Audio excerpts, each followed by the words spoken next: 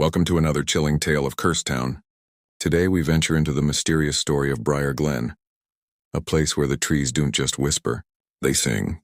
In 1893, Briar Glen sprouted from the earth like any other mining village. Pickaxes rang through the valley, children played in dusty streets, and families built their lives around the promise of minerals buried deep beneath the soil.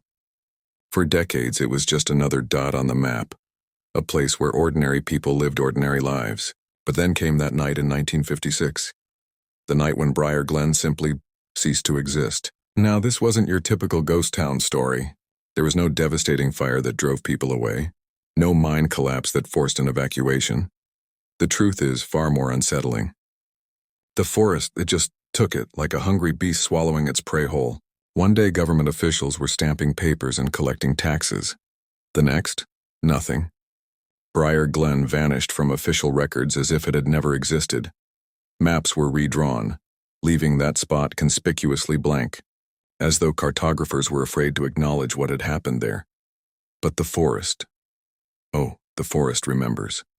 Ask any hiker who's ventured through those woods.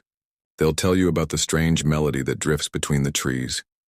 A soft, haunting humming that seems to come from everywhere and nowhere at once. Some have reported seeing old-fashioned lanterns swaying in the distance, their warm glow beckoning through the darkness.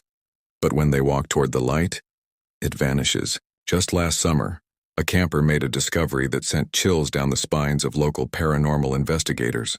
There, half buried in the moss, was a rusted school bell. Nothing unusual about that, right? Except, it was warm to the touch, as if it had just been rung. But it's what was scratched into the metal that truly haunts me. A desperate message, perhaps carved by someone who understood too late what was happening. Sing loud, child, so the forest forgets you last. Farsi, sometimes on quiet nights they say you can still hear that humming, a melody that sounds almost inviting, like it's calling out to you personally. So I have to ask, if you were walking through those woods and heard that sweet, mysterious song, would you follow it deeper? Would you dare to discover what the forest of Briar Glen is still hiding after all these years? Just remember, some songs are better left unsung,